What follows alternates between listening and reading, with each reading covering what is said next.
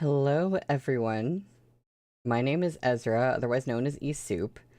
Today, we will be finishing the Beauty's Blade.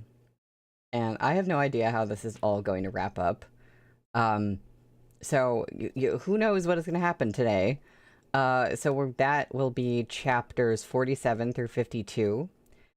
Also, because Ballad of Sword and Wine Volume 8 will not be out yet on Monday, I'm either having a book chat that day at the regular stream time, or just taking a break from streaming. And currently the votes on the poll are exactly 50-50. So please go vote. It's in my posts on my YouTube channel. It's like the most recent post, if you haven't already. Whether you'd like to have a book chat that day or not. Because otherwise, I don't know, I'll just flip a coin or decide what I feel like doing. I'm not sure. I went to look at it, and when I first checked, book chat was winning, but there were only like a couple votes. So then I like went again, and I was thinking, yeah, it's probably book chat, and it was exactly half and half. I was like, oh, okay. Hi, Blue. I'm so like, I don't know how this is all going to wrap up, and I'm especially curious, like, how our couple is going to resolve this whole, like, I want to duel you kind of issue. Oh, also, I just wanted to say I got a slightly newer phone. I don't know if the video quality is better in any way because of that, but I did get a slightly newer phone, and I got... the phone is what I record with. I don't have, like, a separate camera. And I was able to increase my bitrate by a little bit because my internet magically, thankfully, decided to make upload speeds a little bit better. So my bitrate had been pretty not great, and now it's a bit higher. So maybe the video will look nicer. On your end, I don't know what it looks like, but... Sorry, I didn't mean to hit the mic, but yeah. Hi, Cookie. So, that's exciting. Quality is crisp. Okay, good. Awesome. You can actually tell a difference. I wasn't really sure, like, how different it would look. So that's exciting. That is good to know. Yeah, so I'm gonna get started. I'm nervous. Just like whenever we're finishing something, and especially this being so short, I'm just like, how is she gonna do it? But we are on page 341 for chapter 47, which is called In the Plan. The surface of the water was perfectly still, as if no one had just jumped in. It made Yu Shengyan wonder if Fu Wanqing had drowned. She went to the edge, staring at the misty pool, and then came to a sudden stop. She laughed, turning as if to leave. I can't believe I almost forgot about this whole water thing. It was stressing me out too much, so I just knocked it out of my mind, I guess. With a loud splash, the figure in the water leapt up like a silver carp. Her dripping hair clung to her bare shoulders. She opened her eyes, one hand over her chest as she shouted, "Yu Shengyan, where do you think you're going?" She didn't bother to hide her anxiety. She really was afraid Yu Shengyan would abandon her in this unfamiliar forest. Yu Shengyan turned with the jut of her chin. "Finished with your bath?" Fu Wanqing blinked, not understanding. Yu Shengyan added, "You shouldn't stay in the water too long." As if she had received an imperial decree, Fu Wanqing jumped out from the pool and stood in front of Yu Shengyan, bare as the day she was born. Water slid from her hair and over her chest, following her supple curves down the length of her legs. Yu Shengyan's eyes swept from her face down to her toes. Water seeped onto the ground. In the icy wind, Fu Wanqing shivered, her nose bright red. She looked very pitiful.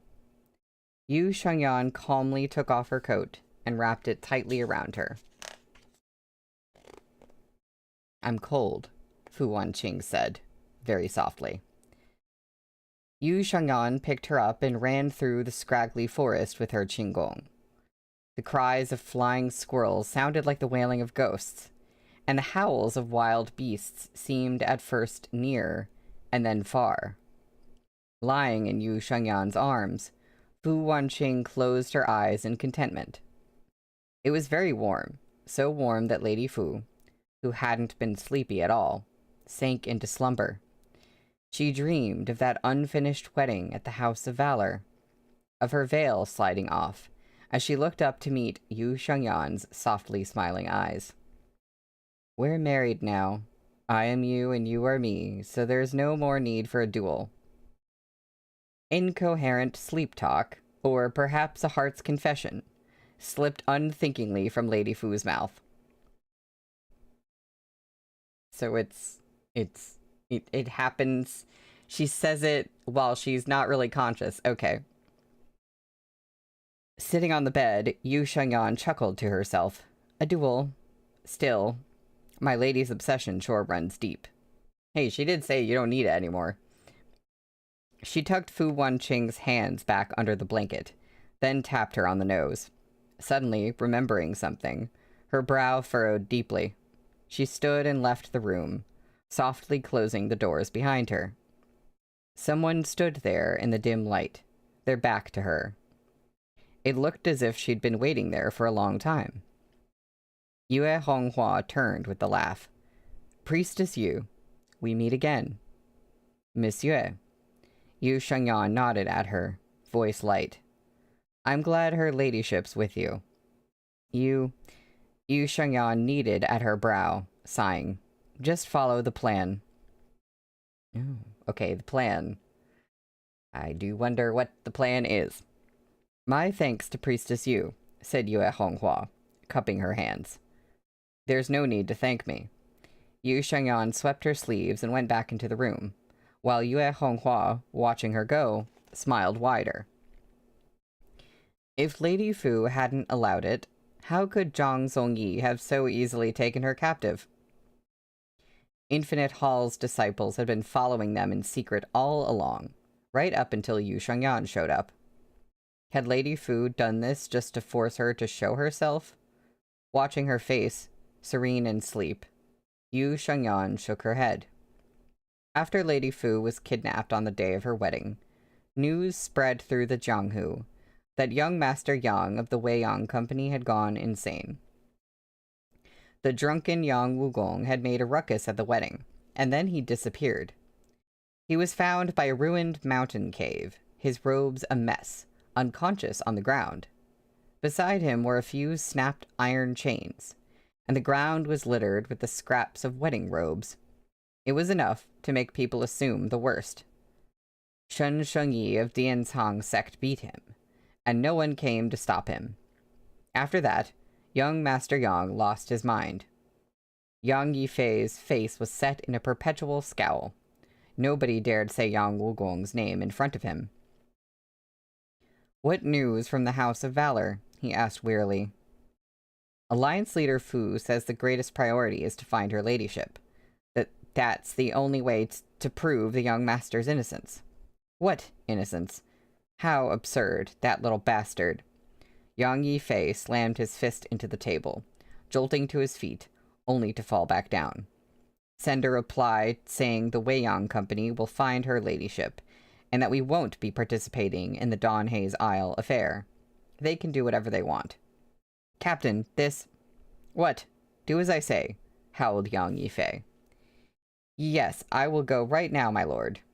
The retainer kneeling on the ground staggered to their feet at Yang Yifei's shout, and tore out of the hall. With his forehead deeply furrowed, Yang Yifei kneaded slowly at his temples. Before he could even begin dealing with the mess in his head, another servant came running in with a shout. They knelt on the ground, panting for breath. "Sect leader, bad news. The madam and the young lady have gone to the House of Valor." "What?" cried Yang Yifei, leaping to his feet. "Prepare my horse. I'm going as well." What could Liu Wei and Yang Wumin possibly be doing? The only reason they'd go to the House of Valor was to kick up a fuss. The Weiyang Company's reputation was already in tatters. If they went and threw a fit over there, would he even be able to go out in public anymore? The fury in Yang Yifei's heart had reached a breaking point. He dealt the horse a vicious strike from his crop, and it whinnied in pain and sped faster.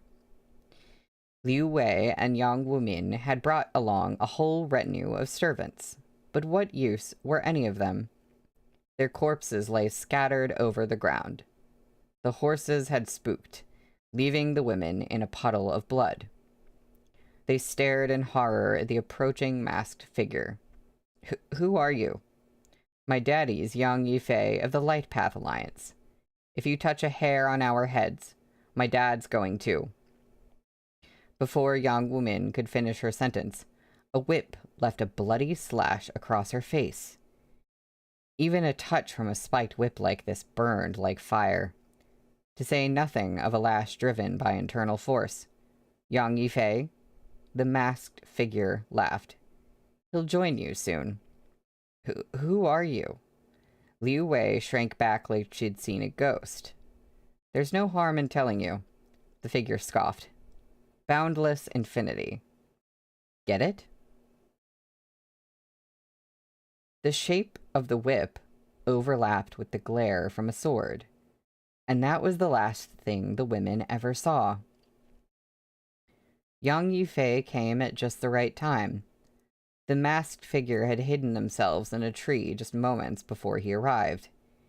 He didn't have to worry about his wife and daughter making trouble at the House of Valor anymore, because they'd been reduced to 2 cold corpses on the road.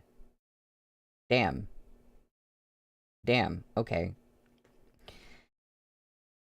His only son had gone insane, while his wife and daughter had been killed. Yang Yifei's eyes were spiderwebbed with red. He threw back his head and howled, falling to his knees beside his wife and daughter, then reached out to close their eyes. Their faces were twisted with terror. What had they seen before they died? You've come, Yang Yifei. The masked figure leapt from the tree, holding their whip with a smile. It was you? Roared Yang Yifei. He began to stand, only for his knees to buckle and send him toppling back to the ground. He stared disbelievingly at his suddenly purpling palm. You used poison? He shouted. Despicable. The masked figure laughed. Technique doesn't matter, as long as it does the job. Who are you? What has the Weiyang Company ever done to you? Yang Yifei rapidly tapped at his main acupoints, desperately grasping for answers from where he lay half-kneeling on the ground. Was it all just a plot to destroy the House of Valor? Are you from the Demonic Guild? Are you trying to tear down the Light Path Alliance? The masked figure ignored Yang Yifei's questions. She only laughed. Yang Daxia, do you know where we are?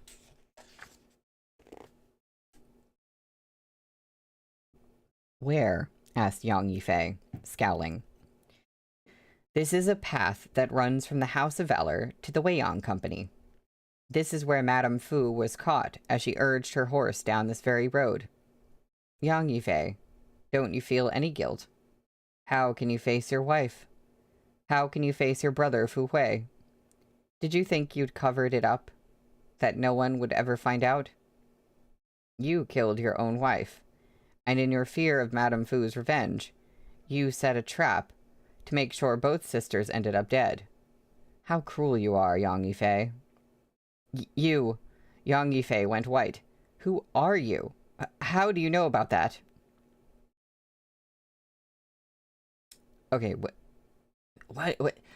is going on here? The woman laughed. It doesn't matter who I am. Just know that I'm here for vengeance. She laughed again, tossing the whip aside and reaching for the soft sword at her waist. Red blood streamed down from its tip. She turned and walked away, without looking back. The Weiyang Company. Words written sharply on a page.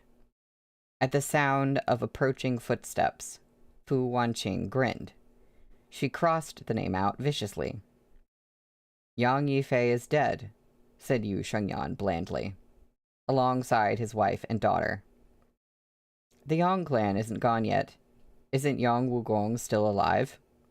Fu Wanqing laughed, throwing her brush aside and wrapping her hands around Yu Shengyan's waist. Soon, this will all be over. You said 3 months, said Yu Shengyan, bursting into laughter. Fu Wanqing's smile stiffened. She scoffed. It should have been, but I ran into someone I hadn't accounted for. Yu Shengyan shook her head, pulling away from her. My lady Fu, I've always been part of your plot. Fu Wanqing giggled. My dear priestess Yu, are you upset to have been wielded this way? No, said Yu Shengyan.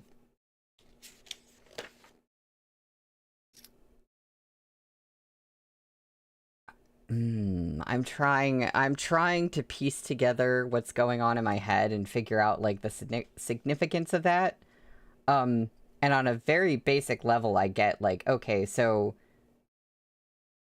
Fu Wanqing, it sounds like, wanted to use Yu Shengyan specifically, and her whole 3-month stay with me thing wasn't just kind of like, yeah, I'll give you the medicine, you stay with me, like, kind of all of a sudden coming up with that plan. There was, like, a specific aspect to her wanting to use Yu Shengyan for something as well.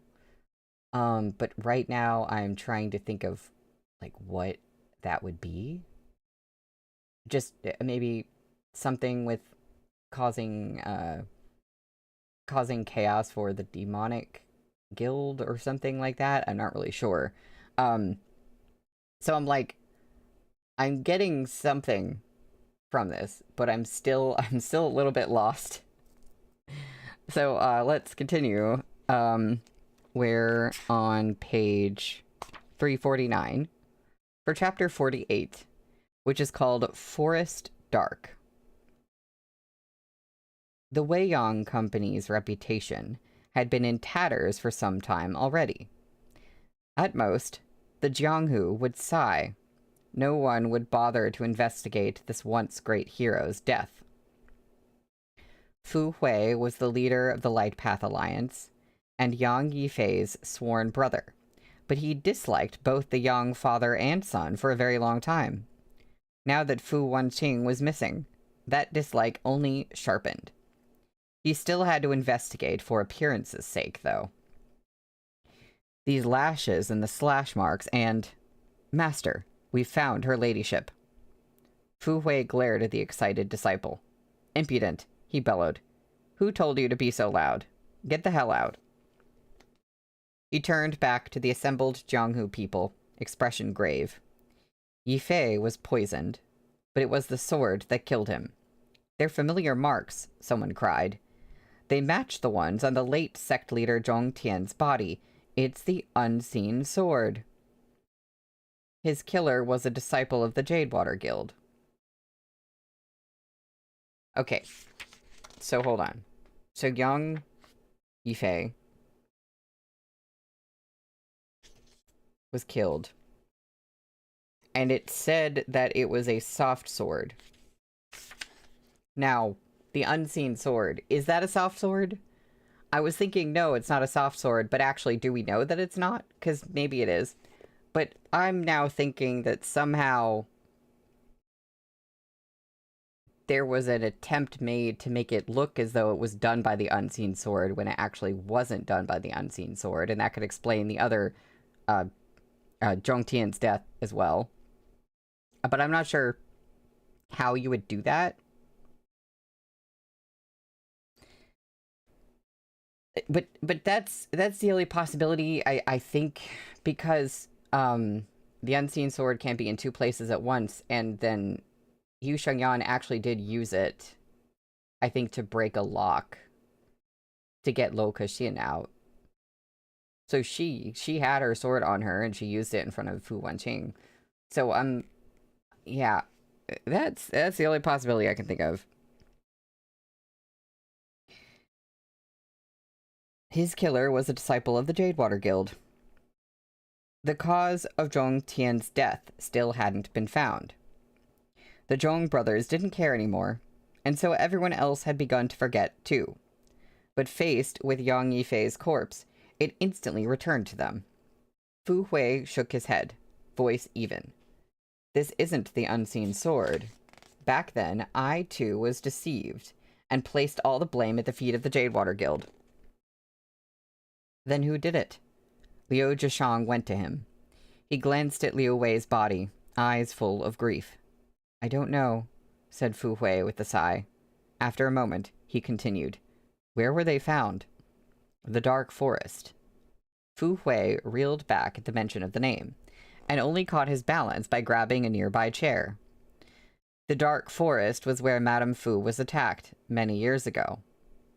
And now the Yang clan had died there too. Master, we found a message written in blood on Captain Yang's body. Bring it here, shouted Fu Hui. The smears of blood threatened to drip off the paper.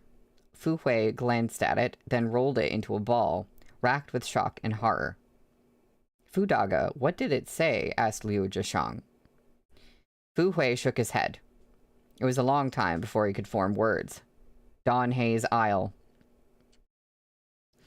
Were the people who did it from Don Hei's Isle?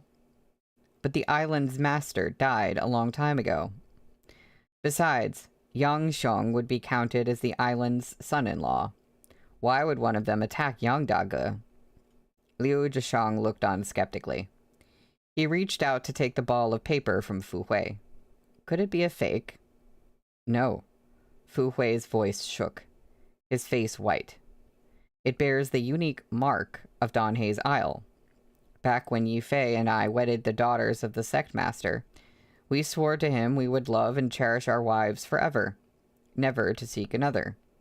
But he, Yifei, Liu Di, did you forget how Xie Huarong died? They've come for revenge. And Qiu Rong was attacked in the dark forest, and now Yifei has been killed there too. Don't you think they're sending a message? The deepest guilt lurked in Fu Hui's heart. So deep it made him forget himself. So deep he lost control in front of all those watching eyes. Liu Zhishang crushed the paper to shreds. Even if it bears the mark of Don Hei's Isle, I don't believe they came in person. Please stay calm, my brothers. The master of Hawk's Roost, seated nearby and on the verge of nodding off, finally spoke up. He went to Fu Hui and sighed. There's no bringing back the dead. Even knowing who the killer was won't change what's happened. Don Hei's Isle was abandoned a long time ago. You know that, Fu Daga. Now the map says the treasure chamber is there, so we'll need to go anyway. By then, it'll be obvious who the killer was. Right now, our greatest priority is to bring her ladyship back. Who knows what she's been through? Yes, exactly. The chamber is on Don Hei's Isle. Let's seek out the treasure first.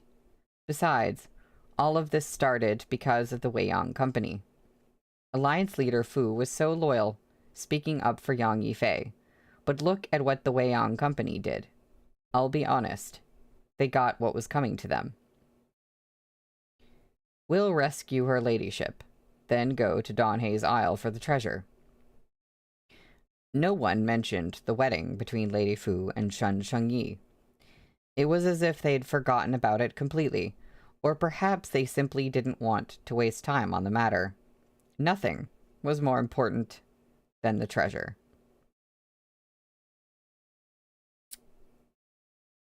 Fine tea, good desserts, and a beautiful woman. Fu Wanqing lay in Yu Shengyan's lap, eyes narrowed with pleasure. Yue Qingtan is from the Infinite Halls, she said lazily. The Jadewater Guild is too simple-minded. I'll have it cleaned up. Honestly, I understand why you were condemned. What made you think it was a good idea to take in anyone who sought out the Jadewater Guild? You protected even the most horrific criminals. when the last high priest was in charge. He kept them in line with strength and charm. But you? You don't care. Lo Kexin wrecked the Jadewater Guild a long time ago. It'll still be the Jadewater Guild, though.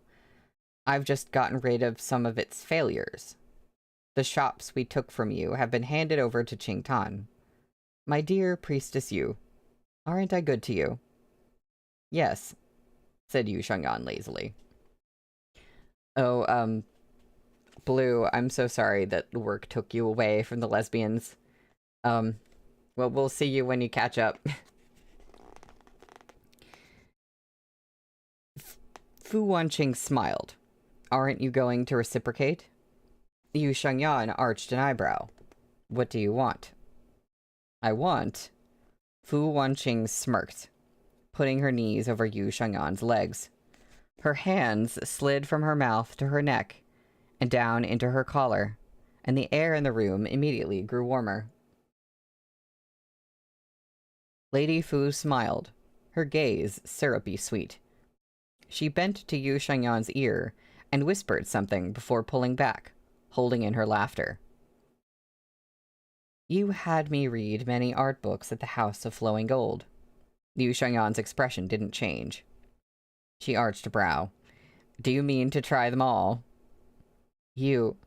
Lady Fu went red, eyes welling with tears.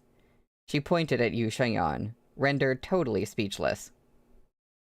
Yu Shengyan marked the humiliation in her face and pulled her hand down, voice soft. Enough. Enough. Didn't you send word already? Those Jianghu warriors are going to be here soon. They moved quickly indeed. The knocking on the doors came soon after. Come in, said Yu Shengyan softly. Great timing. Fu Wanqing lay curled in Yu Shengyan's arms, shuddering. Her hands were fisted tight in Yu Shengyan's sleeve, like some anxious little creature.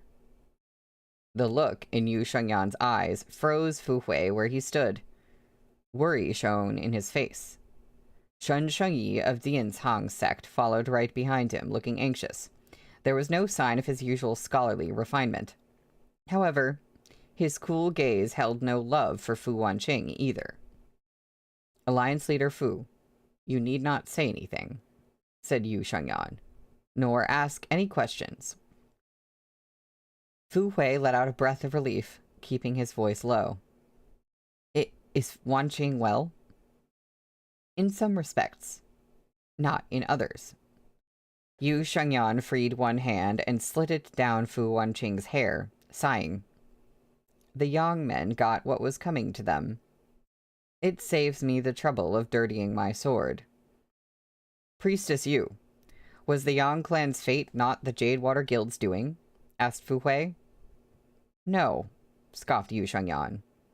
Isn't there a survivor? I want to wipe them out once and for all. You mustn't, said Fu Hui worriedly, wringing his hands. Dear nephew Wugong may have done wrong, but he's already gone insane. Let him live. He's the last living child to the Yang clan. Yu Shengyan smiled. What if I insist?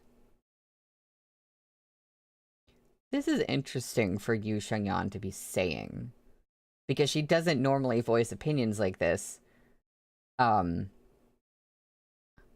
guess this is kind of part of, like, the reveal of, like, this plan that was in place, and maybe they were working together on certain things that we didn't know about. I don't know. But because Yu Shengyan is always like, I don't want to take out the unseen sword because whenever I take it out, someone has to die. And she has, like, her thing about that. So for her to kind of be like, yeah, I wish this one was dead too, is an interesting perspective to see from her. And maybe, like, the narrative has kind of been hiding that side of her on purpose.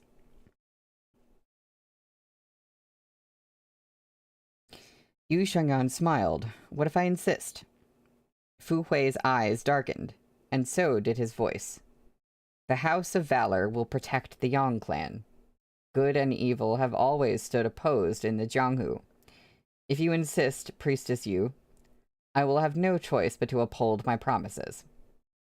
How very noble of you, Alliance Leader Fu. Yu Shengyan laughed. So you'll stop me from taking revenge for Wanqing? The House of Valor forgave Yang Wugong. Have you ever considered what Wanqing thinks? She'll understand, said Fu Hui. In Yu Shengyan's lap, Fu Wanqing let out a sudden scream. Stay away from me! Kill him! She beat at Yu Shengyan, crying softly, before going silent, her only movement the shaking of her shoulders. Fu Hui opened his mouth, only to sigh. We'll leave for Baihe Isle tomorrow morning. The ship will wait on the shore. Priestess Yu, I'll have to leave Wanqing to you.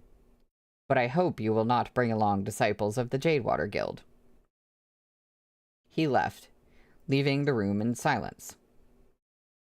Fu Wanqing giggled from Yu Shengyan's lap.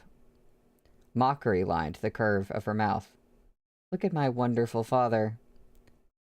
You were too convincing, my lady. But now your reputation's well and truly ruined. Will that Chun Shengyi of Dianzhang sect marry you now? Asked Yu Shengyan softly. Fu Wanqing scoffed with displeasure. What, you want me to marry him? Yu Shengyan let out a huff of a laugh. Ice glinted in her eyes. I told you long ago that the unseen sword cleaves hearts in two. If you dare marry him, You'll what? Chirped Fu Wanqing as she played with Yu Shengyan's hair. Yu Shengyan put her hand to Fu Wanqing's chest, eyes dark as the sea itself. I'll give you the duel you wanted. The unseen sword won't cleave your heart. It will sever mine. She's like, if you marry him, I'm done. Okay, that's the end of the chapter.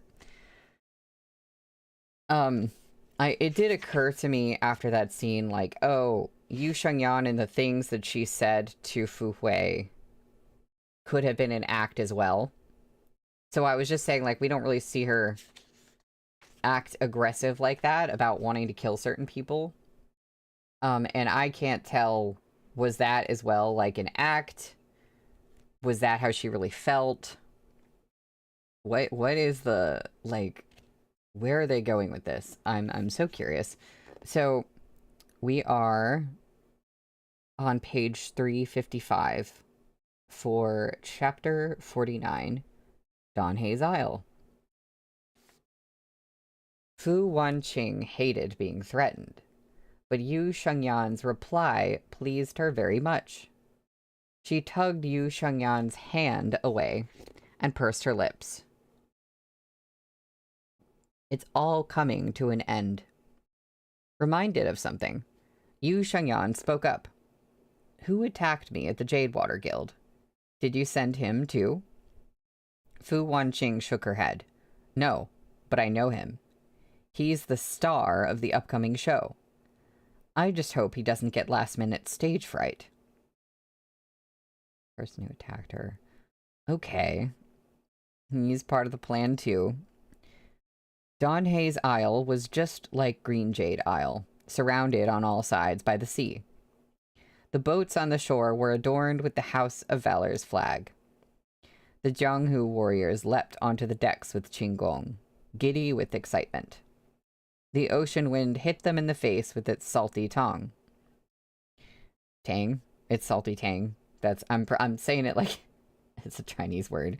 A few seabirds winged over the steady sea, fish still flopping in their beaks. Fu Wanqing stayed in the cabin, refusing all visitors. Even the person bringing her meals had been slashed on the forearms in one of her maddened frenzies.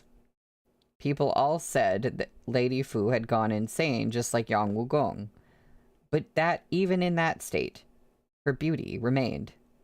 There was always someone hoping to take advantage. One man was particularly brave because he knew she was all alone, because he knew Yu Shengyan was still upstairs, caught in conversation with Fu Hui, who was desperate for updates on his daughter's condition. He gently pushed the cabin doors open, only to be met with the point of a sword, and suffused with powerful internal force. A few drops of crimson blood landed on the wooden door. The man clutched his wrist and fled, ashen. He'd forgotten that Fu Wanqing was still Fu Wanqing, the woman who could defeat Fu Hui in just a few blows.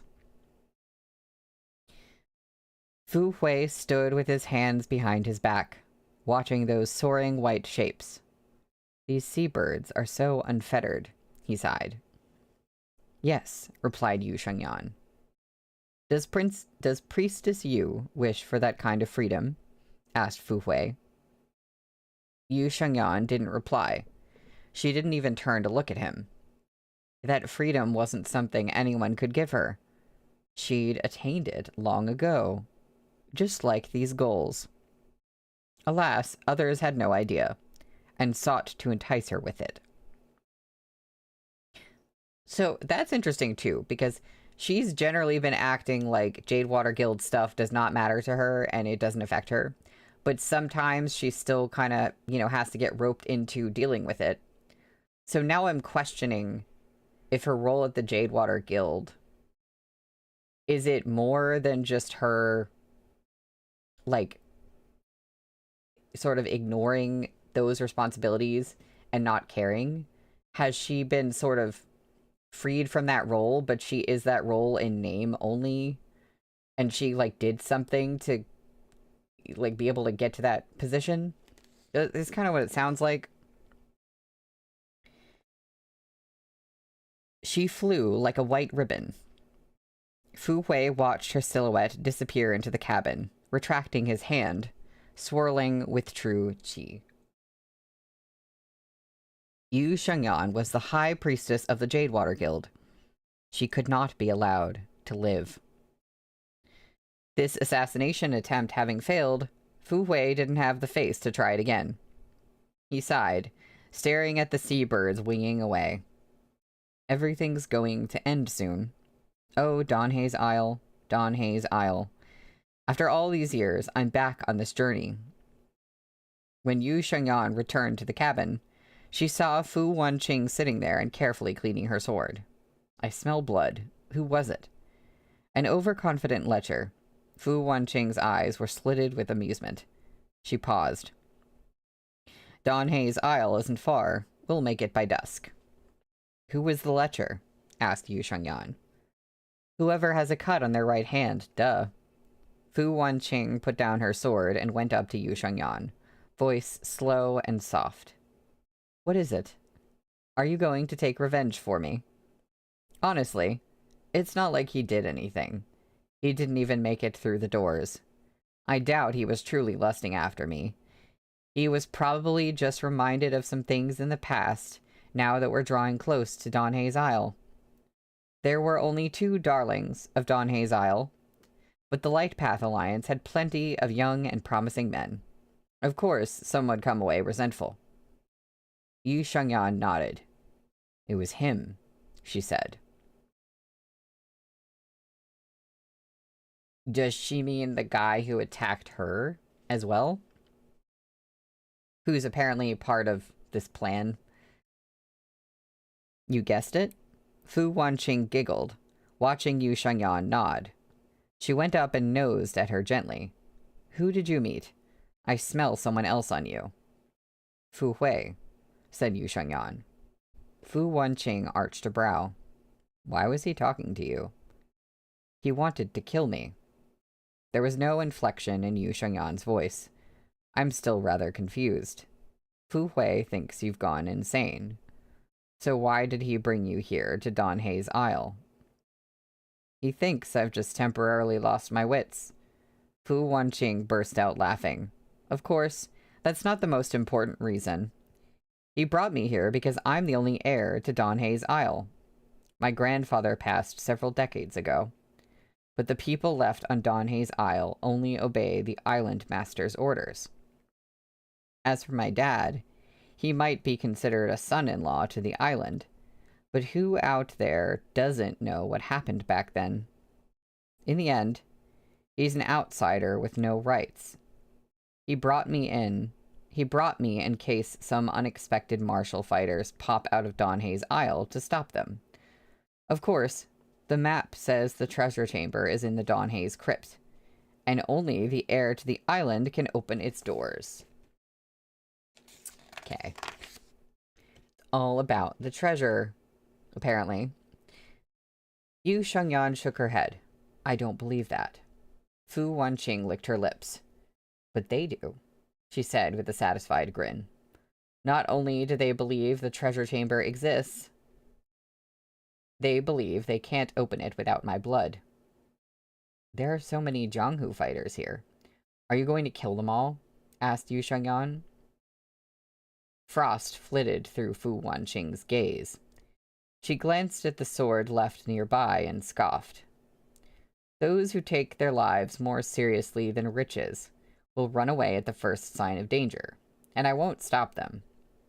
If they're set on digging to the very end, then it's not exactly my fault if I don't let them come out alive.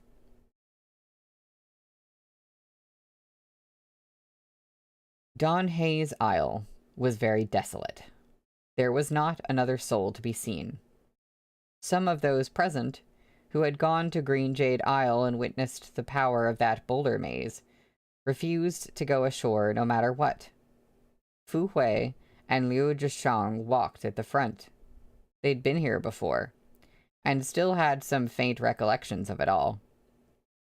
After a few steps, Liu Zhishang whirled around to look at Fu Wanqing, but she ducked behind Yu Shengyan, afraid. His hand tightened in his sleeve. He sighed. Fu Daga, with the state Wanqing's in, the wedding with Shengyi will have to be put off.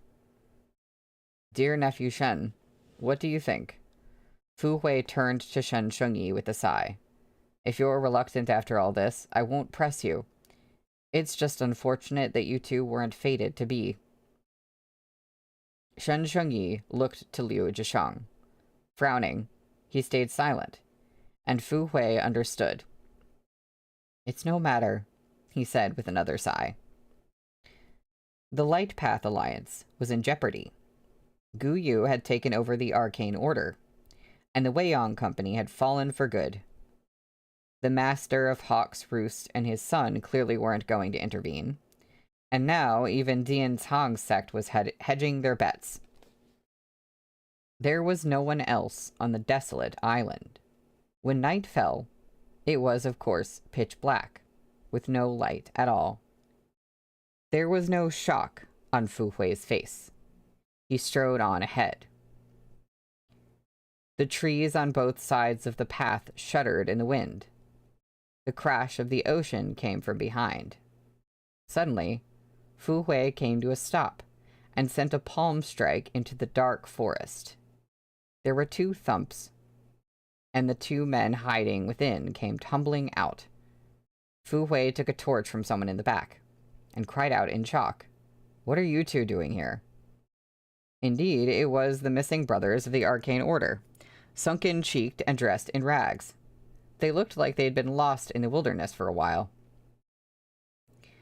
When they recognized the person in front of them, they exclaimed in equal surprise, "Uncle Fu, how are you? How are you here?"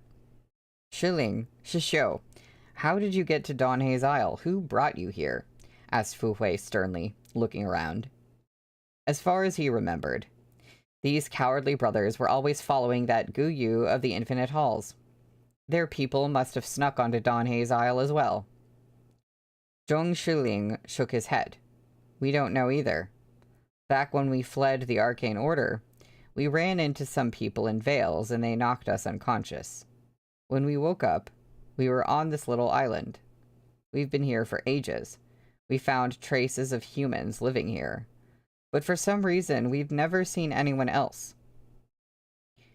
"Did the people of Donhei's Isle bring them here?" asked Liu Zhishang. "But there's obviously no one else on the island. Isn't that right, Fu Dage? Fu Hui was deep in thought.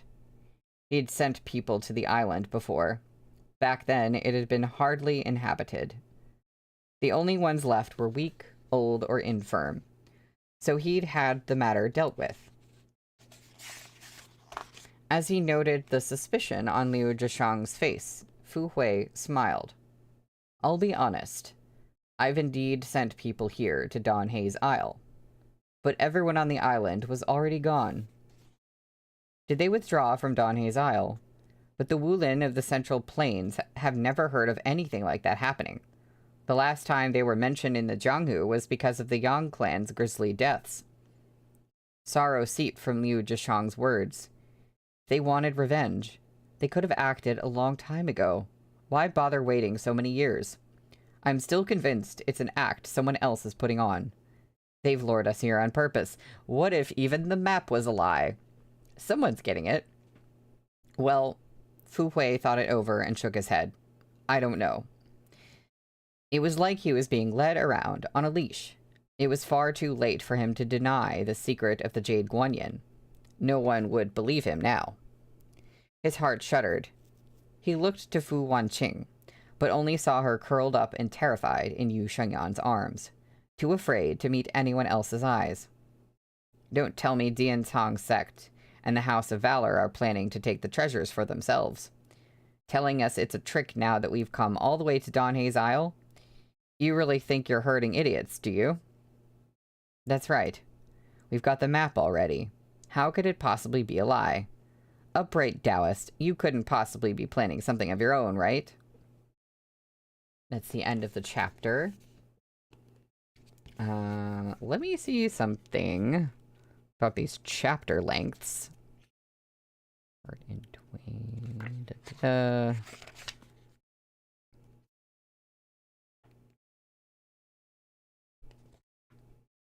Okay, pretty equal. We're kind of in the middle of today, and it's kind of a shorter stream today. Because it's just like 43 pages instead of like almost 50 or something like that. So I think I'm going to take a break here because we're basically at the halfway point. And I will be back in about 10 minutes. And then we will finish this novel and find out all about what the heck is going on.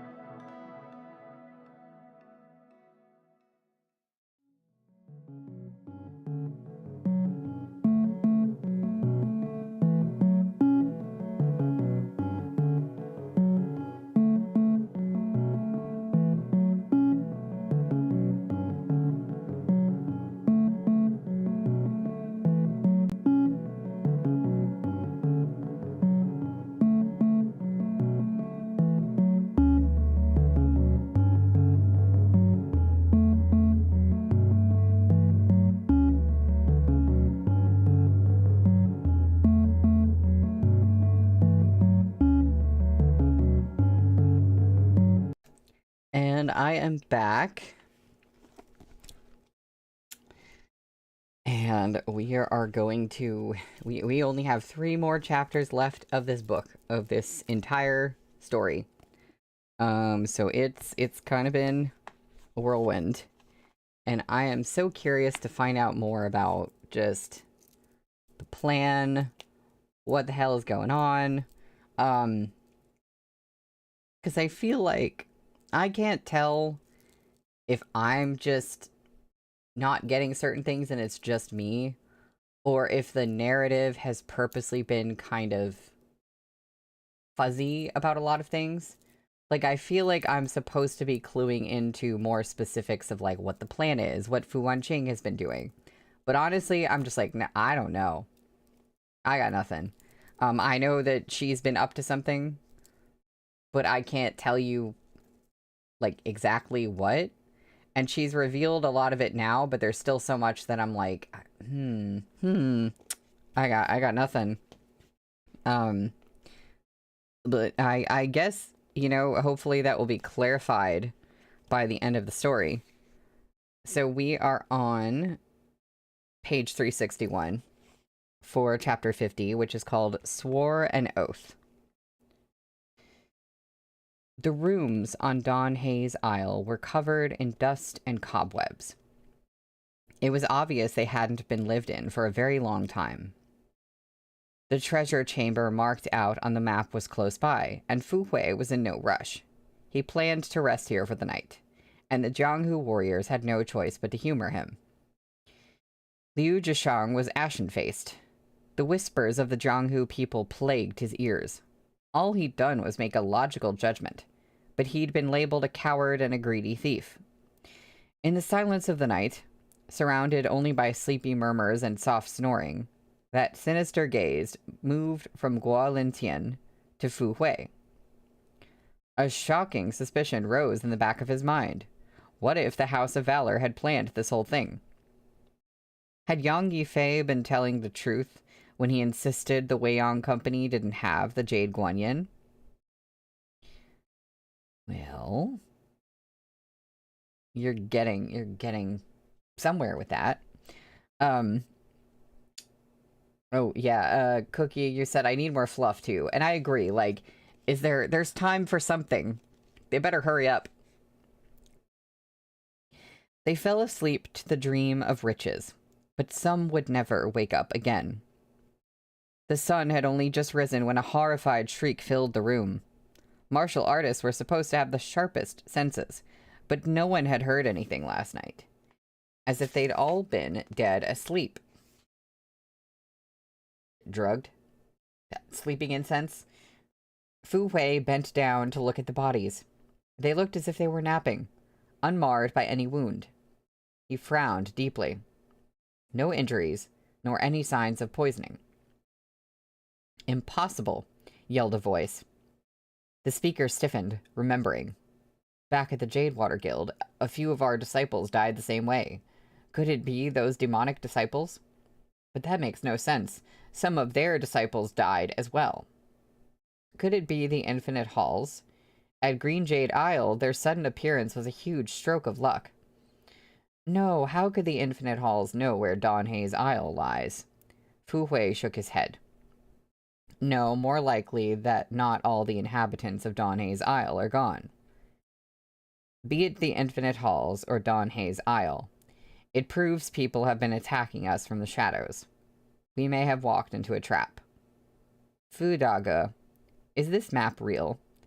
Is there really a treasure chamber on Don Hay's Isle? Asked Liu Zhishang. It's not just the House of Valor. The best disciples of the Light Path Alliance are all here. If anything happens to the Central Plains Wulin while we're gone... It was easy to read between the lines. For a moment, all eyes went to Fu Hui. He stiffened, about to say something in his own defense, only to be interrupted by a shrill scream. We're doomed, Alliance Leader Fu. The ship sank.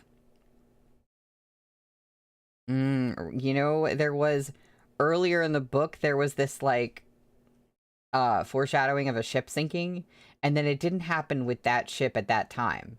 And so I was wondering if they were going to, like, bring that back, and we brought it back. Now it was obvious that this was a trap.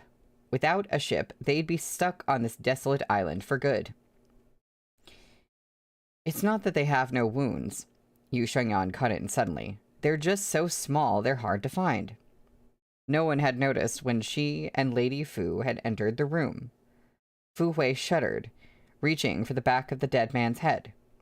His fingers sank into his hair, straining, and with a flash of white light, he yanked out the deep-buried weapon using his internal force. It shot out and hit the ground. That's a sepulchre nail. Fu Hui was watching Liu Zhishang as he spoke. Who cares what it is? What should we do next? How are we going to get back to Yangzhou if our boat's broken? Stop panicking. There are forests all over this island. Are you seriously worried about getting back? Our top priority should be the treasure chamber and taking whatever we want. They're being so loud. Guo Lintian pulled at the sleepy Guo Ju, chuckling.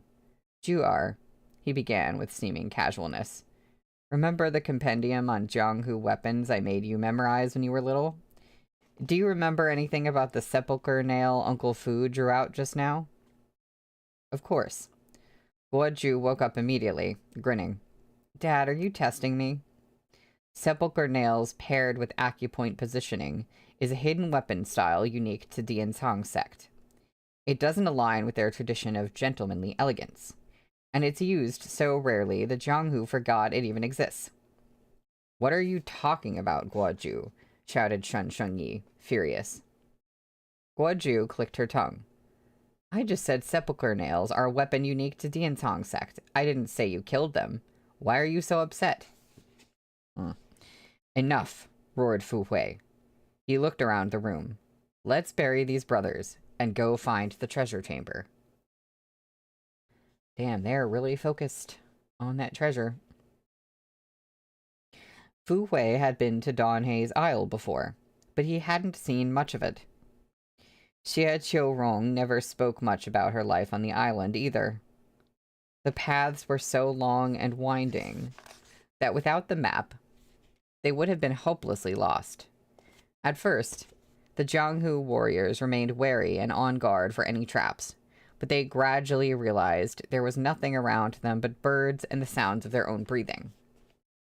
Slowly, they let down their guard.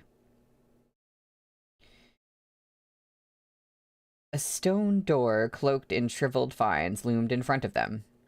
At a look from Fu Hui, someone immediately went to clear away the bothersome vegetation. Glancing at the sky and their location, Fu Hui carefully tucked the map away to examine the palm print indentation on the door. He pressed it, to no avail. Others tried as well, but the stone gate didn't budge. Alliance leader Fu, how does this door open? Someone shouted impatiently. Fu Hui said nothing. He flicked out a dagger and went to Fu Wanqing, standing behind the rest. He didn't say a thing before grabbing her left hand and bringing the blade down. Expression darkening, Yu Shengyan shot the dagger out of his hand. It hit the stone door, leaving a trail of sparks in its wake. Struck by her internal energy, Fu Hui stumbled backward. Priestess Yu, what is the meaning of this? Yu Shengyan stared at Fu Wanqing's reddened wrist with displeasure in her eyes. Shouldn't I be asking you that? Wanqing's blood is the key to this door, said Fu Hui with a scowl. And that means you have a right to it? Yu Shengyan scoffed. Did you think to ask Wanqing? I'm her father. I get to decide, answered Fu Hui. Priestess Yu, this has nothing to do with you. I'm grateful to you for bringing Wanqing here, but... Yu Shengyan burst out laughing. There's no treasure inside this cave. This was all a plot concocted by Fu Hui. Yeah, I thought, like, yeah, there's no treasure there. There's nothing. If you want to live, leave Donhei's Isle, and quickly. Liar, snapped Fu Hui. You know, I thought that nobody was going to say anything until they, like, opened the door and discovered that there's nothing. Because, I don't know, that feels like it would be more dramatic. But sure, go ahead and tell them. Fu Wanqing moved. Her sword flashed and crimson flowed. Beneath Fu Hui's satisfied gaze, she moved slowly to the stone door and put her palm to the grooves. With a rumble, the doors opened. Dust and sand filled the air. As the Jianghu warriors walked into the cave, Fu Wanqing turned to Yu Shengyan and batted her lashes, smiling brightly. Your palm, said Yu Shengyan, worried. It was fake, Fu Wanqing laughed. Why would I cut my own palm for this? She let the bag of blood hidden in her sleeve hit the ground, leaving a puddle there. The palm print wasn't the key. There was a tiny stone outcropping in an unobtrusive corner that served as the real trigger. The cave led into a twisted labyrinth, filled with winding paths, some of which were deadly. With one push of a button, everyone inside will be shot through with arrows, Fu Wanqing laughed, as if she was telling a funny joke. Seeing Yu Shengyan's unimpressed expression, she blinked guilelessly and continued. Of course, that would be very grisly and cruel. I'll give them a chance, as long as they choose to leave on their own. Disciples from the Infinite Halls are inside? Asked Yu Shengyan. Yes, Fu Wanqing nodded. The Infinite Halls and Donhei's Isle have never been separate entities. Oh, okay. The Infinite Halls and Donhei's Isle are like the same. They're all part of the same thing. There's never been a treasure chamber, and even the story of the treasure map is riddled with holes. Tell me, why did they all believe it? They walked right into the trap, just as I planned it. Yu Shengyan chuckled, sighing. Greed blinds you. It'll be over soon. They'll all realize the real truth. Fu Wanqing licked her lips, wrapping her arms around Yu Shengyan's neck. Once it's all over, it'll be time to determine a victor between the two of us, won't it? Yeah, it's interesting. In her sleep, she said, we don't need to duel anymore. But when she's awake, she's still on one about that. The smile froze on Yu Shengyan's face. She pulled away from Fu Wanqing's arms and took a few steps back, scoffing. Lady Fu, you're really still raring for a duel? Is that your actual desire? A fight to the death? That stubborn flame in your heart really can't be stamped out, can it? The unseen swords left its sheath already. Why won't you duel me? Fu Wanqing looked a little baffled. Just a little spar. Just to the touch. Nothing fatal. Oh, so now she's saying it won't be fatal. Before it was going to be a fight to the death. Now she's like, well, fight me, but nobody has to die. Yu Shengyan laughed icily. A duel between masters required they both give their all, and such a summoning of force was not so easily controlled. Those who went seeking duels knew that only the victor would walk away alive. Even if both of them survived, would Lady Fu turn away once she had what she wanted? Would she leave without looking back? It felt like hands were tightening around Yu Shengyan's heart. She realized she could not endure such an outcome. She stared deeply into Fu Wanqing's eyes, then whirled around as if to go somewhere else.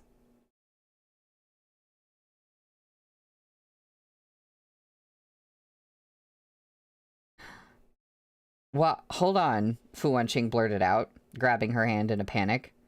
I want to know who comes out on top, but I didn't mean a duel. If you don't want me to, I'll never bring it up again. Please don't go.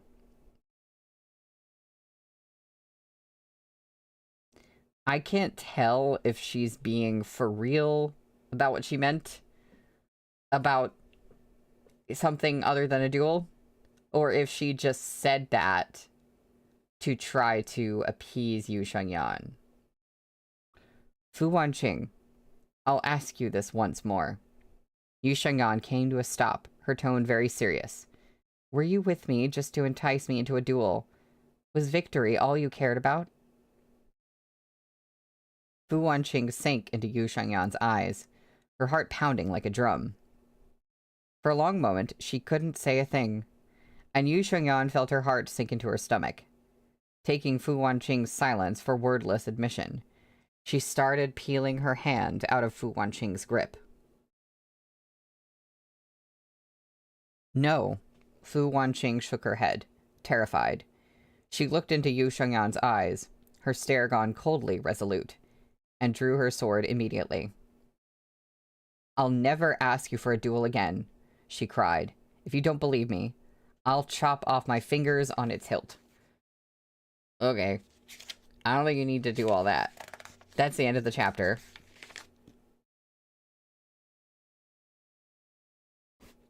Okay, we have... Oh my god, okay, Jesus. We have 2 more chapters. And we're on page... something. We're on page 369 for chapter 51, which is called The End. We still have 1 more after this, though. So not totally the end. The sword went flying like a beam of light. Blood seeped from the cut on her thumb. Fu Wanqing looked at Yu Shengyan's tightly furrowed brow and turned her face up to the sky, laughing. She knew Yu Shengyan wouldn't leave again. Yu Shengyan was still angry, with Fu Wanqing, and with herself. After bandaging her cut, Fu Wanqing took a deep breath and headed toward the cave.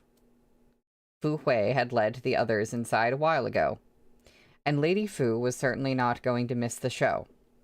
A little way in, they met two people staggering back out, looking like they'd seen a ghost.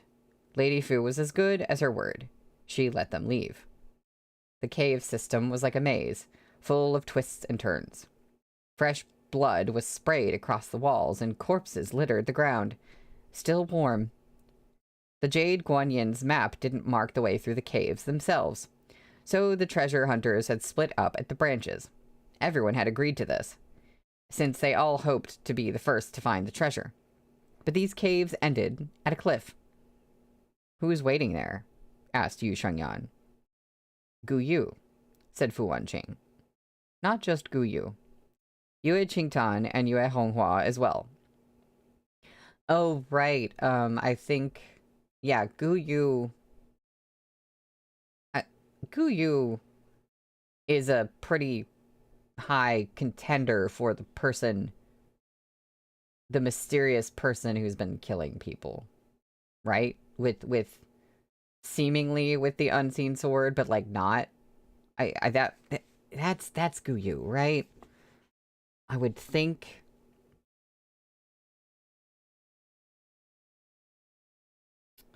The mountain wind was very cold.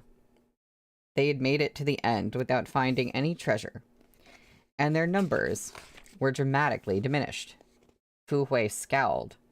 He'd heard miserable screaming from the caves, but he never turned back. This was a trap. But the treasures it promised were too tempting. They'd paid too dear a price already. No one wanted to turn around. Gu Yu wasn't a match for Fu Hui alone. Never mind with Liu Zhishang and Guo Lintian at his side. Guo Ju stared dumbly at Gu Yu for a long moment, then rushed to grab Guo Lintian's sleeve. "Dad, don't hurt her," she wailed. Guo Lintian pulled back, astonished. He looked to the left and to the right, blinking. "Juar, which one is my dear daughter-in-law? Daddy's gotten confused in his old age." "The Infinite Halls are conspiring with the Jadewater Guild?" Liu Zhishang roared. "Fu Daga, what are you waiting for? Kill these demons." He himself certainly didn't hesitate. He leapt at Gu Yu with his sword aloft. Yue Qingtan and Yue Honghua did nothing, and neither did the other Jianghu warriors. Liu Zhishang was a senior among the Jianghu. It would be humiliating if he needed help fighting a junior. Fu Hui let out a long sigh. She's Zhong Tian's daughter.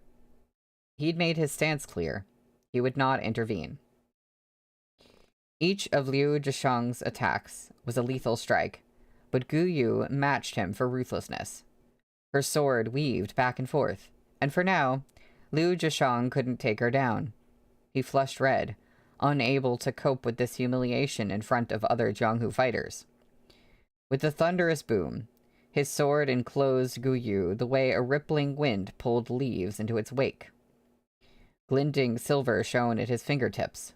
Just before they hit Gu Yu, however, two silhouettes came at him from either side, the force of their ferocious strikes scraping at his face.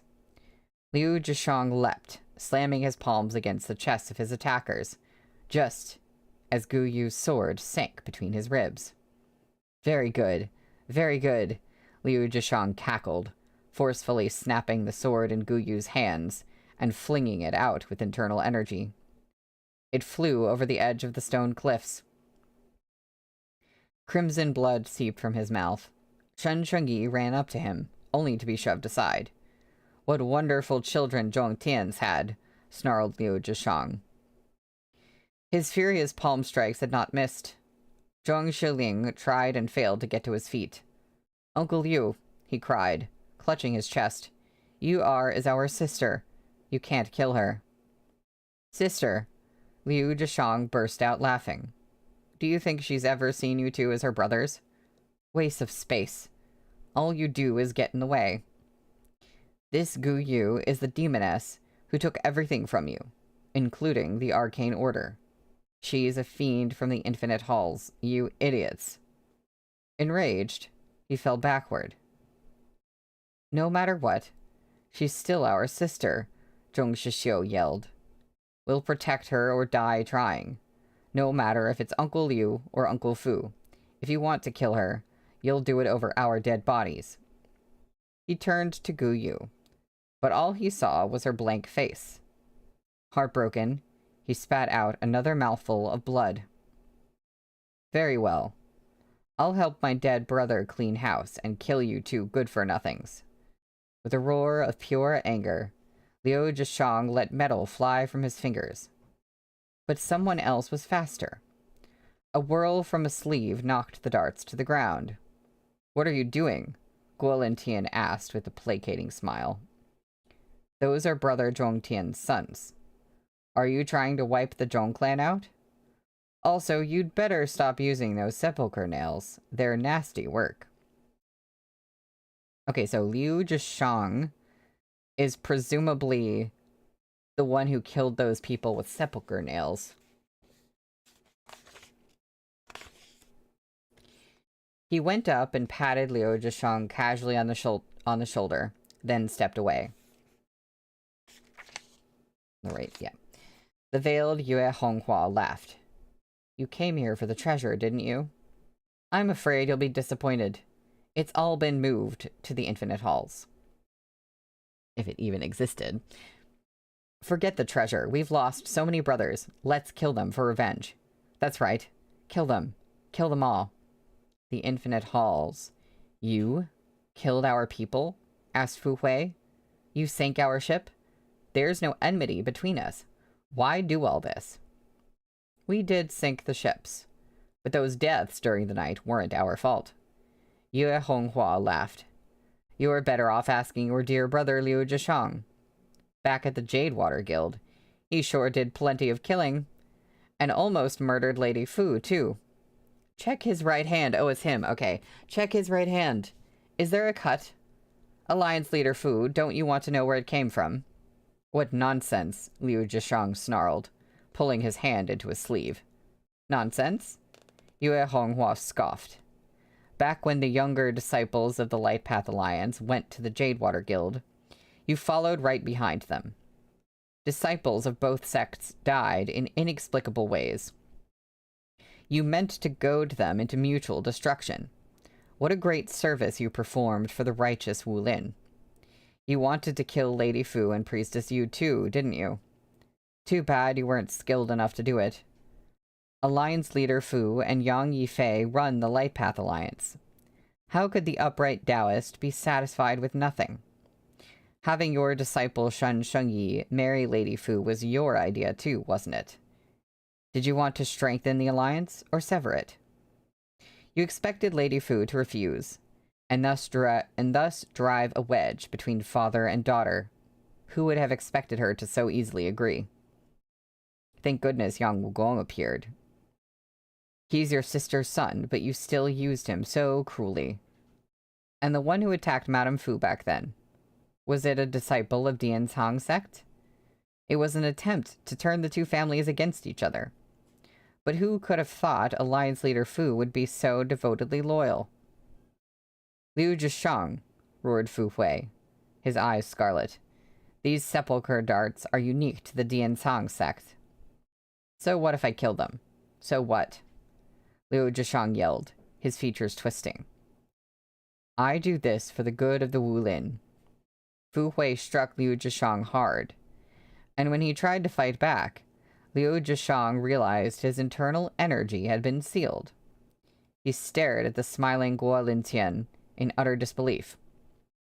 Fu Hui's strike wasn't particularly brutal, but Liu Zhishang was already injured and couldn't move aside. He fell from the cliff like torn fabric, and Shen Shengyi's howl of agony echoed between the mountain peaks. Uncle Fu, my Shifu isn't like that. He didn't kill them, Shen Shengyi shouted, turning viciously on Fu Hui.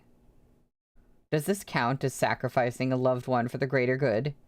Yue Honghua laughed. Alliance Leader Fu, you lose your composure as soon as anyone mentions the righteous Jianghu's politics. One thing Liu Zhishang said was true. I was talking nonsense. He killed the people on Green Jade Isle. But it was the infinite halls who struck here. He was greedy. He wanted to stamp out the promising youths in the other sects. Liu Zhishang was no saint, but he wasn't a fiend either. What else do you know about what happened in the dark forest? Fu Hui's hands tightened into fists, the muscles of his face locking up. It was a struggle for him to get the words out. It was the work of the Light Path Alliance, Yue Honghua jeered. The Weiyang Company. My dear sister, why are you still wasting breath on him?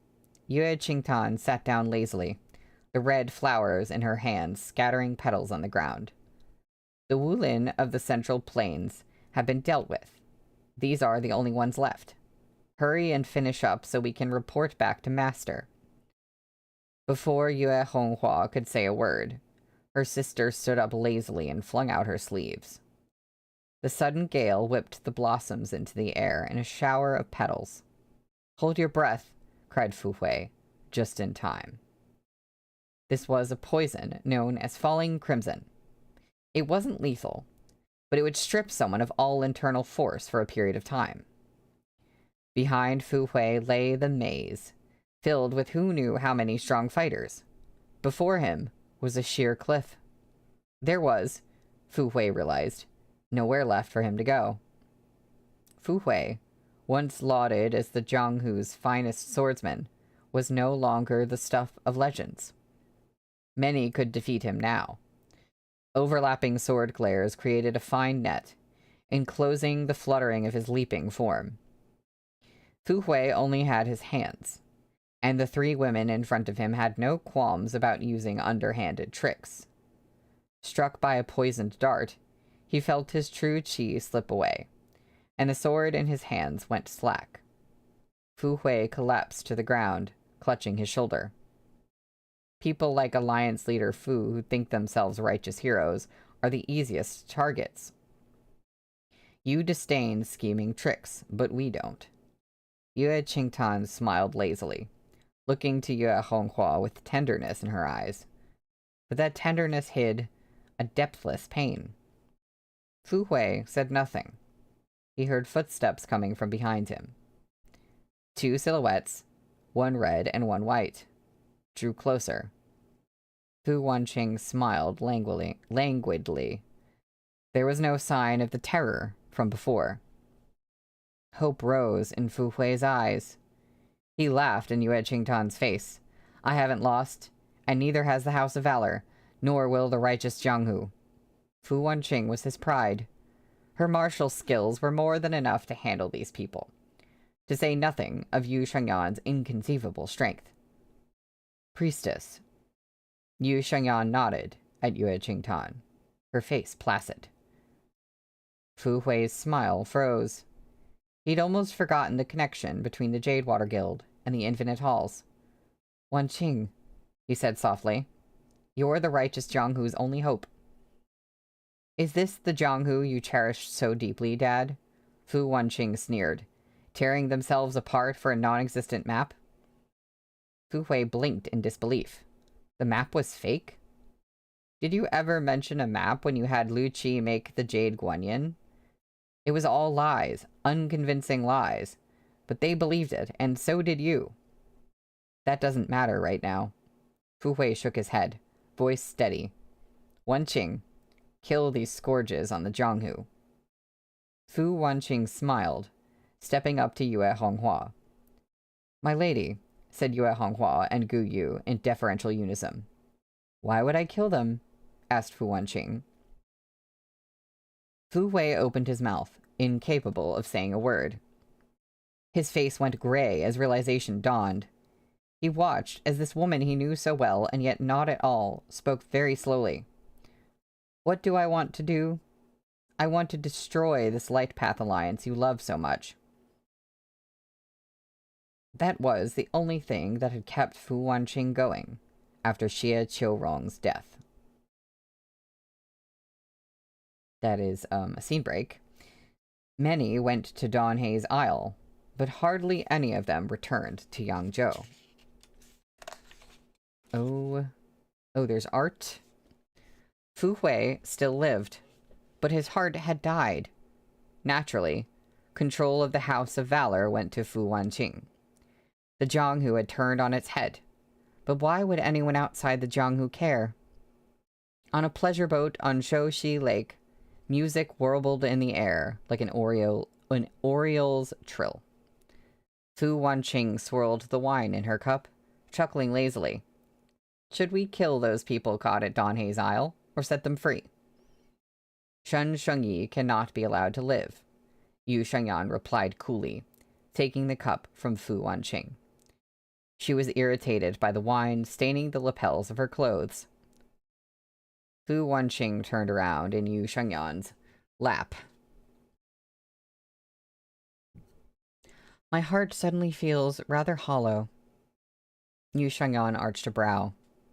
Is Lady Fu seeking new loves to fill her hollowed heart? With you at my side, Fu Wanqing said hastily. What need have I for another? Bells from a distant temple rang sonorous and insubstantial. Wind rose, lifting the veils on the pleasure ship. Fu Wanqing looked out at the peaceful lake waters. Could peace truly exist in the Jianghu? When one power fell, another always rose to take its place. But when she turned and met Yu Shengyan's serene and gentle gaze, she beamed. Those Jianghu power struggles would have nothing to do with her anymore. Oh, we gotta look at the art. Here is art, them on the boat.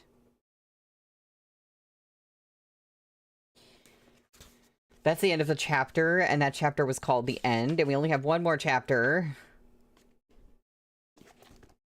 And it's an extra. So that really was the end of the main story. The last chapter is an extra. I didn't think this would have extras. This is so short. How do you have extras? No, I guess like short novels can have extras too. It's just I'm sort of surprised. Because I feel like there's still, like I was saying, there's still some things that I'm not really totally clear on. Like, I get the general idea. Like, Fu Wanqing was, like, created this whole plan.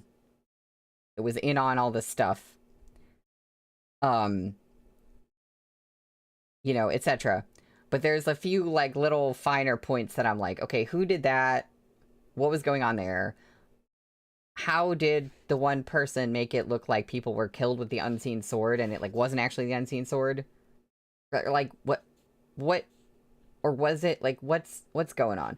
I need some help. But anyway, where, you said it's only 2 pages, Cookie? Okay, well, 377. So we're on page 379 for the extra, chapter 52. Which is called About Guoju. Now, I am excited about this because I want to know more about Guoju. I feel like that's like a favorite side character in this whole thing, and I've been like, tell me more. What's going on with her now? So this is exciting, but it's only 2 pages. Okay. Falcon Fear Ravine was a chasm even falcons feared. You know, yes, okay. That sounds kind of obvious from the name.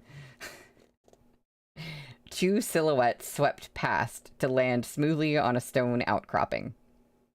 Your old dad's never been locked up for that long before. Those little girlies of the Infinite Halls sure are something. And that Lady Fu, what was she thinking? Kicking up a storm that big? Well, I'm too old to understand the Jianghu anymore. It's time for me to retire. Guo Lintian plunked himself down, mopping the sweat from his brow. He shot a look at Guoju, standing in front of him looking pale, and gurgled a laugh. What's wrong? Such a little trip got you queasy? Little brat.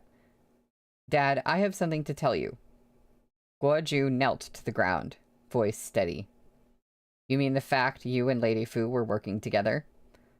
Guo Lintian tugged Guoju down to sit beside him, guffawing. You think your old man didn't notice you sneaking around? I knew exactly what you were planning. That nonsense map? I never believed a word of it. The Light Path Alliance lost the right to use that name a long time ago. There's good and evil in the Jianghu, and anyone can do either. True heroes serve to uphold righteousness, and too much sin leads to heavenly punishment. What good does the Light Path Alliance do? When you rule for too long, the world shifts. All the mistakes we made in our youth. Look, here's that karmic consequence. But Lady Fu didn't need to go that far. Liu Zhishang and the others didn't deserve to die. And that old coot Fu Hui, the way he is now, he'd be better off dead. I wonder the way he is now? What does that mean? Dad, you... Guoju looked up, eyes shining. Guo Lintian gestured for her to wait, and let out a long sigh. Oh, Juar, your dad's made a few mistakes of his own.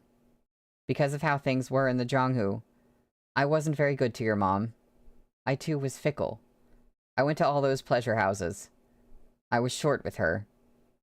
I said she'd violated the 7 prescriptions for divorce, that I was going to end our marriage. I didn't realize I'd ruin her and ruin your life too. There are many things I knew about, but had to pretend not to. Child, you've suffered. I'm sorry. Okay, hold up. We were told that the thing with Guoju being raised as a son, I think we were told that, like, it's her mother who wanted to do that. However, I think we're finding out that the dad was not supposed to know. I thought that both parents knew. I thought they both were along for the plan. But it sounds like the dad was not supposed to know, and it was just the mother. And the mother was just like, yeah, we're just not going to tell your dad that you're, you know, not really a son. Is that the deal here? Because yeah, because Daddy, you knew? Your old man isn't blind. How could I not know the difference between a son and a daughter? I just assumed that he was part of that whole plan as well. That he also wanted, like, to raise their daughter as a son. They were trying to fool him, I guess. Guo Lintian let out another gusty sigh. I was waiting to see how long you two would keep up the ruse. But in the end, it's all my fault. Juar, you're grown now. Go be yourself. I know you don't want the burden of Hawk's Roost. Guoju had never wanted to be the young master of Hawk's Roost. She dreamed of taking a new name once this was all over, living a new life in the Jianghu. But she'd never imagined her dad had known all along. It had been a long time since she'd wanted to cry, but now, all she wanted to do was bawl in her dad's arms.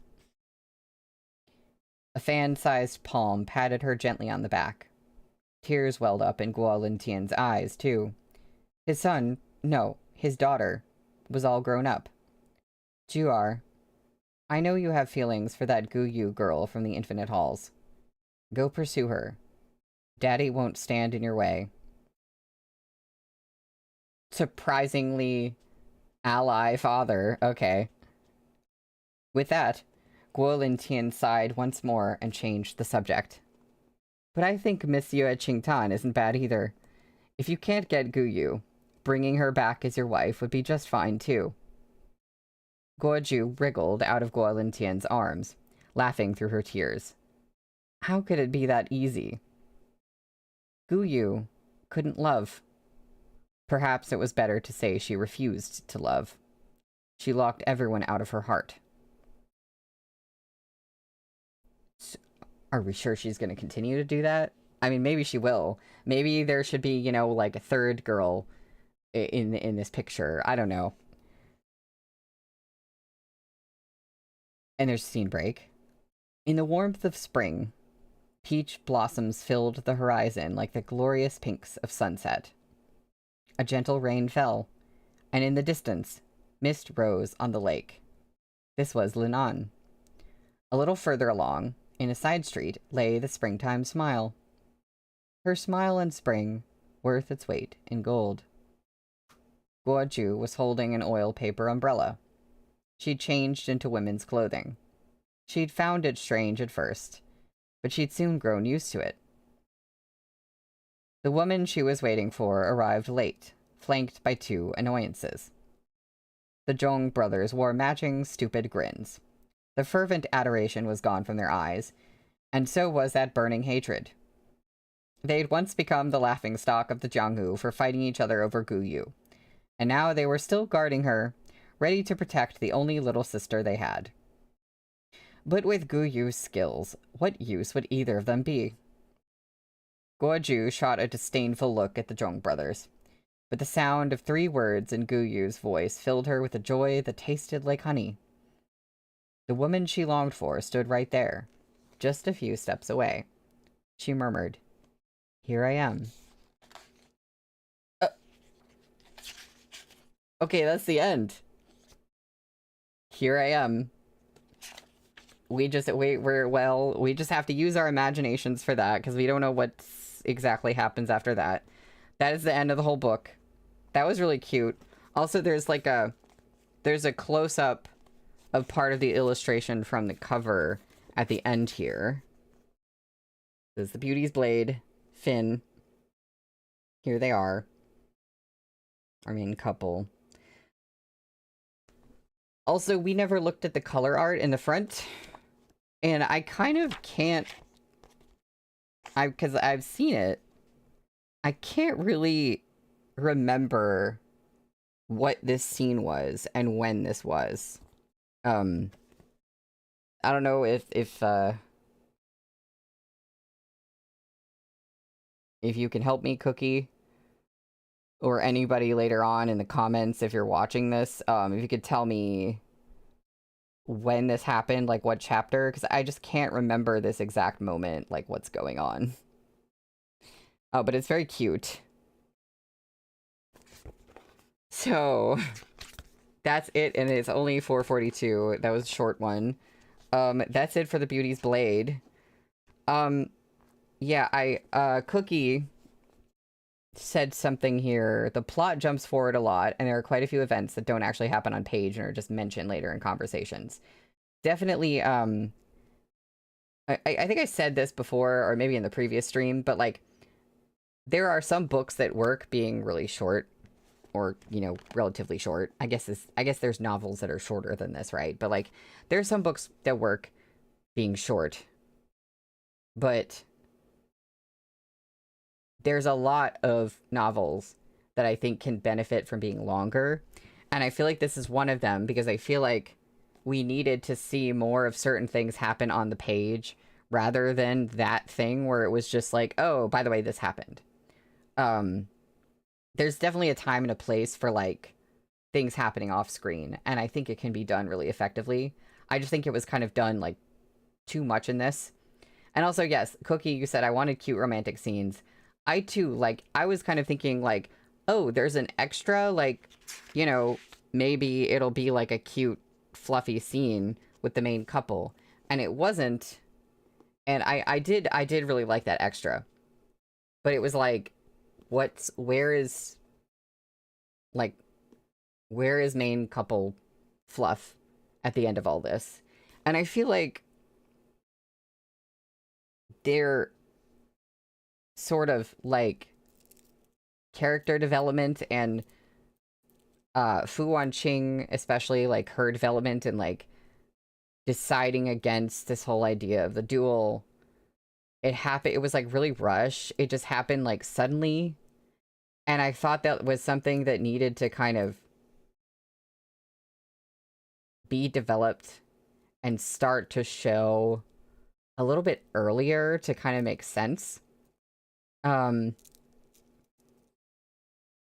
So it was, like, a little bit like, whoa, okay. And then, like, I feel like I needed something, some sort of, you know, discussion or moment of, like, the couple really, like, reconciling things and coming together. And, you know, and it was just like, bam, okay, here we go. no, their interactions were great. The flirting was great. I think, like, the flirting and the banter is probably one of the strongest parts of this for me. Yeah, it's really good, which is part of why I like wanted some more of it. Um, yeah, Cookie, like you said, it needed more character development. Like there was some, although I would say mostly on Fu Wanqing's side, because I am a little bit unclear in what ways like Yu Shengyan developed, but like it needed more of that, and it needed to be kind of like spread out over a slightly longer period of time. Because as short as it is, you can have something like that evolve over the course of the story rather than like, okay, here's all of it at the end. I mean, we saw in Fu Wanqing's head like some of her thoughts. So we saw some of her like being conflicted about like, do I really want to duel Yu Shengyan? You know, just like not really understanding her feelings on that situation. But I feel like we didn't get,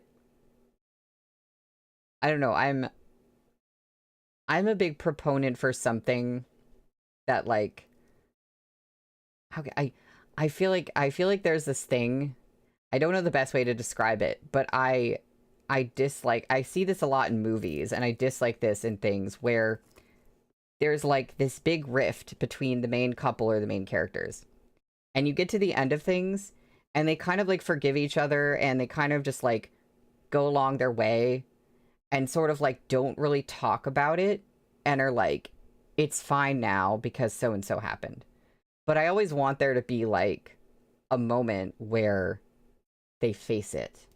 And I think that's the thing that kind of got me is like they don't really, there's like a moment, but like it's so quick and it's hard to say that they really talked about or faced the conflict that they did have. And it was just kind of like, well, it's okay now. Um, oh, yes. I wish we got to know more about Yu Shengyan's past. Right, like Yu Shengyan is still totally mysterious, and there were things I was wondering about early in the book, and we never got them revealed. And another thing is that, again, part of this is like, so I read a book for the first time on stream. I think there are things that I miss that if I was reading it to myself, I wouldn't necessarily miss because I'm paying attention to multiple different things at once. I'm like, okay, I'm reading this aloud. I have to read this a certain way. And I'm going to like, you know, occasionally look at the chat, make sure things are working, whatever. So I can't tell if I missed some things about like the plan because of that, or if it's just how the book was written. But there was some stuff that I'm still really confused about, like, oh gosh, it was just in my head and now it's like leaving my brain. Oh Lord. Okay. Well, the ADHD is hitting me hard because I had a specific example in mind and now I'm just like, sorry, who was I thinking of? But there were oh, that's right. Okay, the thing where Fu Wanqing hates her father, and it has something to do with how he treated her mother and then like the death of her mother. And then there was some reference to things that led to the death of Lady Fu, of Fu Wanqing's mother. But it was so like, okay, what did Fu Hui have to do with that? And I think it by the end of the story, we still don't know what Fu Hui had to do with it, unless I missed something, which I totally could have done. Like I said, there might also be things where like you just are supposed to figure it out on your own, and I just have not gotten to that point. But that is something that I can't figure out, like what was his, what, like, in what way was he, I don't know, negligent or colluded with someone on the plan that they were kind of talking about that led to Lady Fu's death.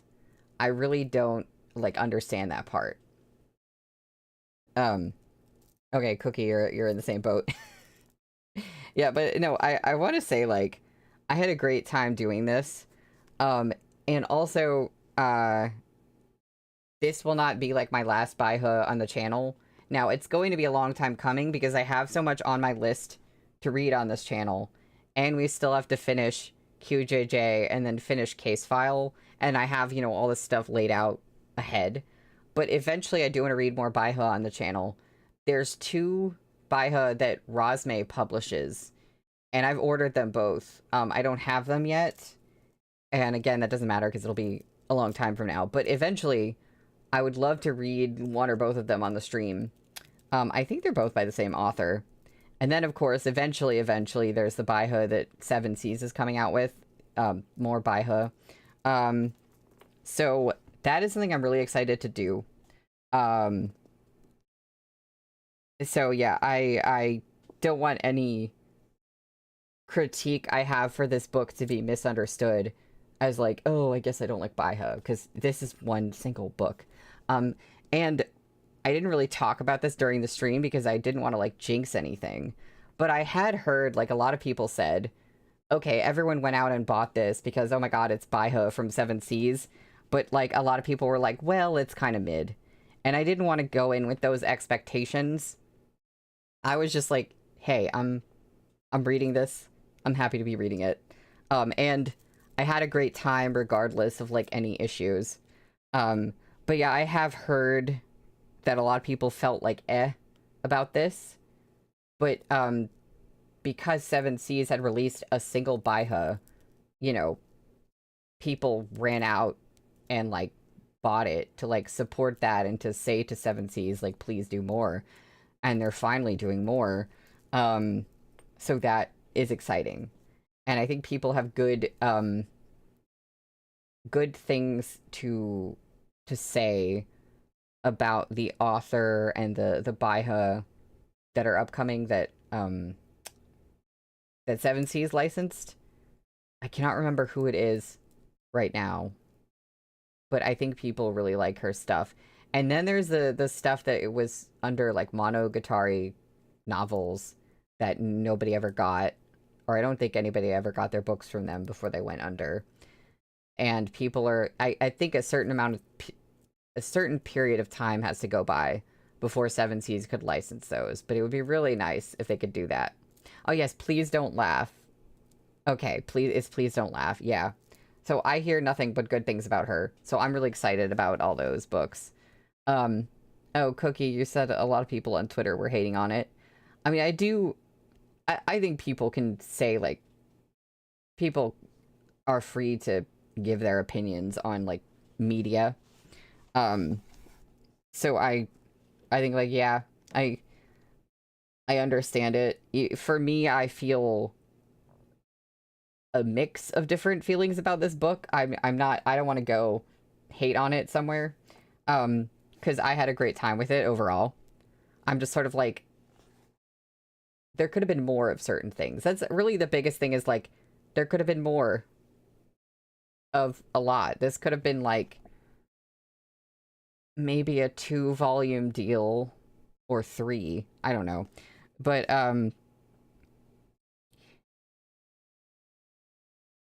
it did also, certain plot elements reminded me of a certain drama that is based on a Danmei. More so things that happen in said drama than the original Danmei itself, but I just kept thinking about that.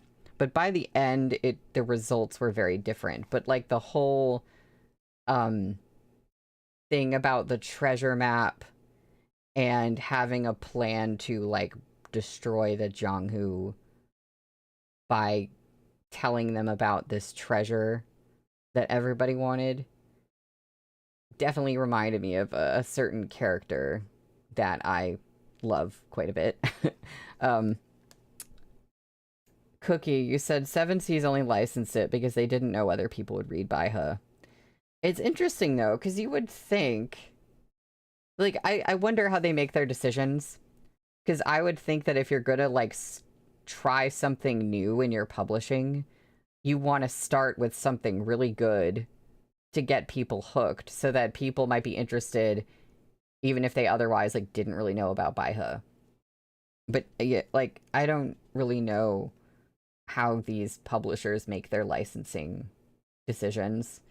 And maybe I don't even know. I don't really know a lot about licensing at the end of the day. Like, I don't know how much it costs or how difficult it is to license certain things. So I don't know if that was really an option for them, but that's my first thought, is like, you'd want to try to get the best of the best as your first thing to, like, say, hey, we're serious about this and this is a good genre and you should check this out. But yeah, and I gotta say also, like, I'm absolutely obsessed with this cover. And this actually came with like there's a variant cover version, but the original regular cover, I'm just like, that is so aesthetically pleasing. Cookie, you said once you got to know that Beauty's Blade was a wuxia, I was expecting it to be like Thousand Autumns level. But it's pretty decent as a single volume book, so I'm not complaining. Yeah, I hear that. I recently read volume 1 of Thousand Autumns, and I actually, like, wasn't super into it.